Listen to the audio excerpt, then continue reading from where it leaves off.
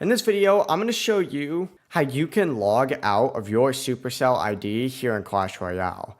This is going to be a quick step-by-step guide, but if it does help you out, make sure to subscribe to the channel for even more Clash Royale tips. And of course, like the video if it does help you. It really does help out the channel overall, and we'd greatly appreciate it. Now, first things first, go ahead and open up Clash Royale and then tap on the little profile icon, or just simply hit the three lines in the top right corner and then select settings. This is going to pull up with a page that looks like this. You're going to want to click on this little connected section and it's going to pull up this option here. Find the little settings gear in the top left corner and you're going to see this option to log out.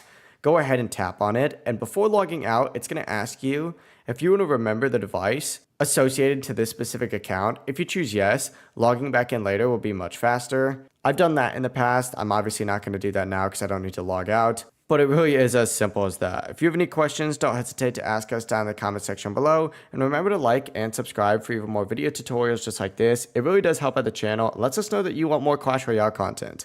Have a great day. Peace.